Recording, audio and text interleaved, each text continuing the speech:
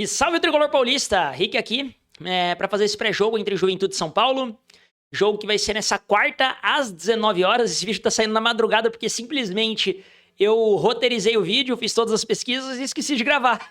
Lembrei, a hora que eu saí do banho pra ir dormir, eu lembrei, puta, não gravei o vídeo, porra. Preciso gravar. Aí voltei aqui, olha o compromisso, isso já vale seu like, por gentileza, já deixa o like aí. Já se inscreve no canal se não é inscrito, porque eu simplesmente esqueci. Tava esquecendo de gravar o vídeo e vim aqui gravar já de madrugada. Esse vídeo vai sair de madrugada aí pra vocês. Mas é Juventude São Paulo, jogo de volta, né, da Copa do Brasil, nessa quinta fase da Copa do Brasil. Fase que precede as oitavas, finalmente as oitavas da Copa do Brasil aí. É jogo às 19 horas, transmissão do Sport TV e do Premier, então vai passar aí no Sport TV e no Premier. Esse jogo é lá em Caxias do Sul, né, no Alfredo Jaconi. Pelo sorteio, o São Paulo jogou o primeiro jogo em casa e agora vai jogar a volta fora. Lembrando que o jogo de ida foi 1-0, né, aquele placar magro, que o São Paulo perde bastante gol, o Caleri chega a perder um pênalti, inclusive, durante o jogo, e fica esse resultado meio amargo e meio estranho, né? 1-0 só indo jogar fora de casa é um resultado que sim preocupa, mesmo o Juventude sendo um time que no momento tá na Série B, né? Quem vai apitar esse jogo é o Rodrigo José Pereira de Lima. Honestamente, não conheço muito a respeito do árbitro, novamente, sempre falo isso e sigo falando, o árbitro bom é árbitro que não compromete. Se ele não comprometer a partida, tá tudo certo, vida que segue. Falando um pouco sobre o Juventude, né? Como é que tá a fase aí do Juventude nesses últimos jogos, enfim, no ano como um todo. O Juventude, ele tá em nono na Série B, então ele não vem tão bem assim na Série B. É um time que começou muito mal o campeonato, verdade seja dita, e agora melhorou um pouquinho. Desde que perdeu pro São Paulo, inclusive, né, no jogo de ida da Copa do Brasil, o Juventude jogou 3 jogos e não perdeu nenhum dos 3. Ganhou um jogo contra o Londrina em casa e empatou contra o Atlético Goianiense e contra o Criciúma. Todos esses jogos, né, válidos pela Série B. Então o Juventude vem aí de 3 jogos de invencibilidade. Tudo bem que os últimos 2 foram 2 empates, né? Mas vem aí sim de 3 jogos de invencibilidade. Nos últimos 6 jogos do Juventude, isso é um fato curioso até, nos últimos 6 jogos do Juventude, o Juventude só sofreu um gol, que foi exatamente o gol que sofreu pro São Paulo no Morumbi, que podia ter sofrido 3, 4, né? E acabou que o São Paulo fez só um gol, mas o Juventude vem com uma defesa relativamente sólida, né? Lembrando, são times de investimentos diferentes, né? O São Paulo tá na Série A, o São Paulo tá jogando uma competição sul-americana, o Juventude caiu pra Série B, o Juventude tá jogando a Série B, que tem menos investimentos, patrocínios pagam menos quando você tá na Série B, então... Claro, né? O São Paulo tá no G4. Tudo bem que nem merecia estar lá, né? Mas tá lá no G4 ainda, muito em virtude do Crespo. Do Campeonato Brasileiro, da Série A, enquanto o Juventude está em nono na Série B, né? Não vem tão bem assim na Série B. Chegou nessa Copa do Brasil, eliminando o Guaporé com uma goleada de 5-0. Eliminou o Tonaluso, confesso que eu nunca ouvi falar desse time, mas eliminou o Tonaluso nos pênaltis. E depois eliminou o Águia de Marabá por 3-0. Então, basicamente, foi assim que o Juventude chegou até esse momento, chegou até enfrentar o São Paulo nessa quinta fase da Copa do Brasil, ou essa fase de 16 avos, digamos assim, da Copa do Brasil.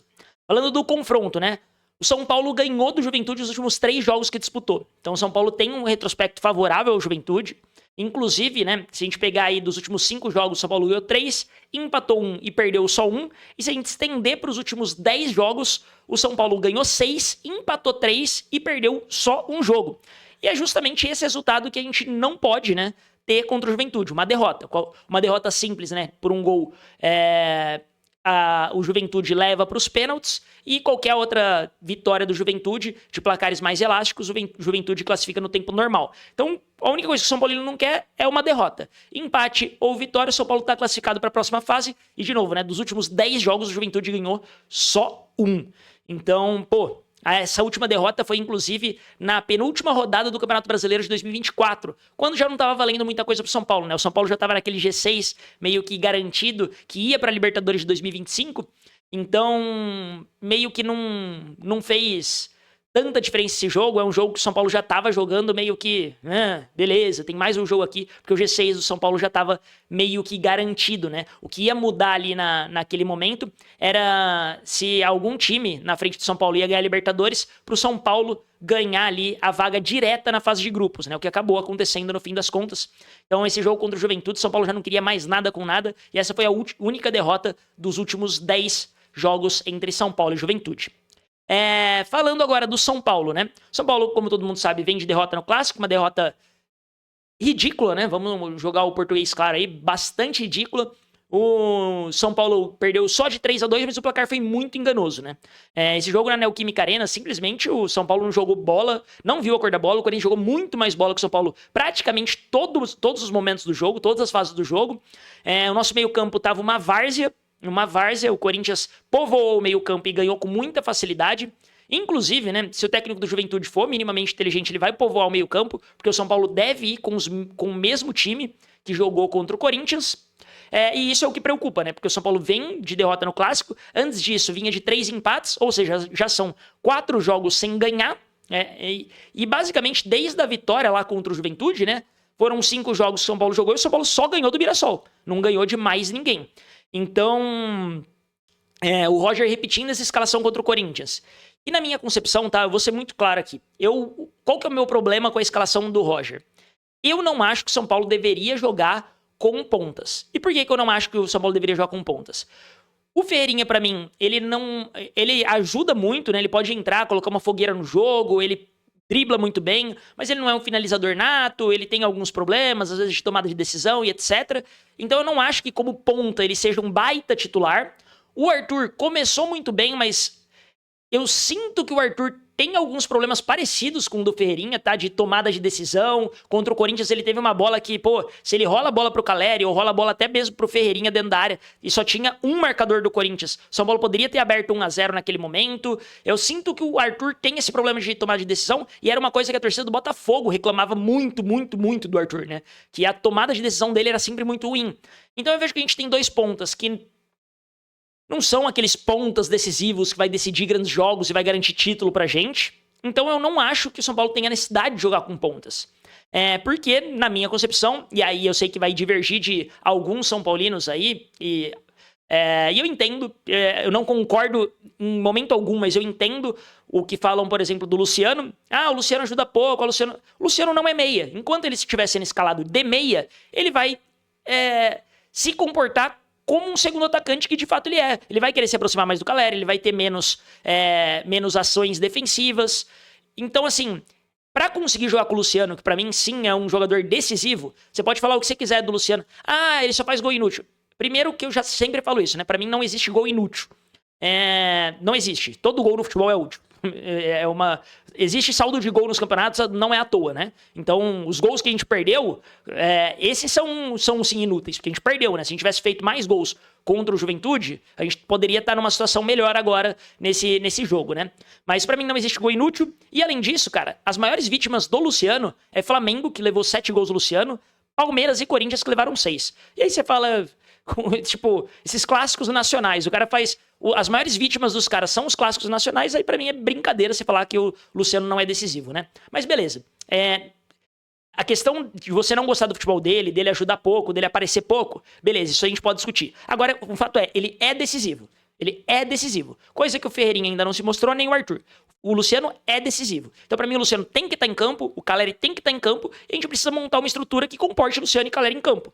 A partir disso, eu não colocaria pontas abertas pra jogar. Simples. O Crespo não tava jogando com pontos abertos e o time tava funcionando. O Crespo fazia o time jogar com Lucas, Luciano e Caleri.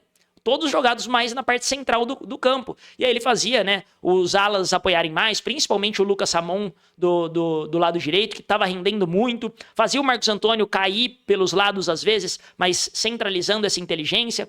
Jogava daí, como ele fazia essa trinca de ataque mais centralizado, ele conseguia jogar com 3 volantes, entre aspas, né? Porque, de novo, eu não considero nem o Bobadilha, nem o Marcos Antônio volantes. Considero eles meias. Uma posição, mal comparando, obviamente, parecida com o que o Hernanes jogava, sabe? De meia. Não de que volta pra marcar, que tem um poder defensivo, mas que ele não é o cara que... o maior marcador do universo. Ele não é o volante, efetivamente, sabe? E aí, o Crespo conseguia jogar com o Danielzinho, Marcos Antônio, Bobadilha e uma linha com 4 defensores ali atrás, que pra mim fazia muito sentido, né? Em vários momentos o Enzo ficava mais, em vários momentos o Lucas Samão ficava mais. Enfim, essa escalação fazia mais sentido pra mim. Porém, se o Roger entende que o São Paulo precisa jogar com pontas, e é da filosofia do Roger, infelizmente o Luciano precisa ir pro banco. É simples. E essa é uma visão que, quando eu falo que o Luciano é decisivo, que pra mim o Luciano tem que ser titular, o pessoal entende que, não, mas não dá pra jogar com ponta e com o Luciano. Eu sei. Mas pra mim a gente não tem que jogar com ponta, tem que jogar com o Luciano. Essa é a minha questão. Então, o Roger, colocando o Luciano mais pontas, mais o Caleri, ele torna o time mais frágil defensivamente. Porque fica o Bobadilho e o Danielzinho, que nenhum dos dois é o caça-craque, nenhum dos dois é aquele volantão que vai marcar. Então, pra mim, tinha que tirar o Luciano e colocar o Cauli, por exemplo, que é da posição, que ajuda mais a marcar, enfim. Isso pra mim já daria um meio-campo muito mais reforçado pro São Paulo, coisa que, honestamente, a gente não tem hoje. Então, fica essa preocupação, né? Eu tava falando tudo isso porque pra mim fica essa preocupação dele manter a escalação. Ele viu todos os buracos que ficou no meio-campo do São Paulo e ele nem tira o Luciano, porque ele enxerga que o Luciano é decisivo, nem muda a formação pra jogar com o Luciano. Então, esse é o grande questionamento sobre o Roger, o porquê que ele nem tira o Luciano, já que ele quer jogar com pontas, e já que ele também acha que o Luciano é decisivo, ele não saca outra pessoa aí pra incorporar mesmo esse meio-campo. Isso é o que me preocupa pra esse jogo contra o Juventude. Independente de qualquer coisa, o Juventude é um time de Série B, é um time que tá jogando Série B, não está nem bem na Série B, não é o líder da Série B, nem perto disso. Então, é obrigação do São Paulo classificar. Independentemente do que aconteça, o São Paulo precisa classificar. E já saiu as notícias, né, de que provavelmente o Roger não vai ser demitido mesmo em caso de eliminação, que eu acho um completo absurdo, né? Mas dito isso, não tem por que você que tá aí assistindo meu vídeo, você que vai colar na minha live amanhã, que a gente vai estar em live a partir das 6h30, não tem por que você não apoiar o São Paulo, torcer pro São Paulo ganhar essa partida, já que o Roger não vai ser demitido. A gente precisa dessa classificação, a gente precisa dessa vitória, se tudo der certo, né? Eu vou torcer por uma vitória do São Paulo pra te limpar esse clássico, limpar esse histórico ruim de 4 partidas sem vencer, pra, quem sabe, a gente conseguir afundar o Fluminense em crise e não o contrário, né? Porque o São Paulo empata ou não joga bem, ou acaba perdendo e classifica nos pênaltis, ou acaba perdendo e é eliminado, e vou bater na madeira aqui, né? Pra que isso realmente não aconteça. Mas se o São Paulo perde, ou não joga bem, ou empata, enfim, e vai jogar com o Fluminense, perde com o Fluminense, aí a gente se afunda em crise e isso vai ser um problemaço pra sequência até a Copa, né? O São Paulo até a Copa ainda tem alguns jogos importantes, se eu não me engano, os 2 últimos jogos da Sul-Americana são antes da Copa, e a gente precisa dessas 2 vitórias. Tudo bem que são contra 2 times fracos, né? Milionários e Boston River, mas a gente precisa dessas 2 vitórias em casa pra dar sequência e, se tudo der certo, né, ficar em primeiro ali, tanto no grupo quanto geral da Sul-Americana. Tudo bem que o River ganhou, isso dificulta um pouquinho a questão do geral, mas se não ficar em primeiro, que fique em segundo geral da Sul-Americana. Então, vamos torcer pra ganhar, vamos estar em live a partir das 6h30, cola com a gente, se gostou do conteúdo, não esquece de dar o like, se inscrever aí no canal, dá essa moral, quando você deixa o joinha aí, o YouTube entende que o conteúdo é relevante, indica pra mais pessoas, então dá essa moral pra nós, vamos estar em live pra acompanhar tudo isso e se Deus quiser, a gente sair com uma vitória do São Paulo. Tamo junto, aquele abraço e vamos São Paulo!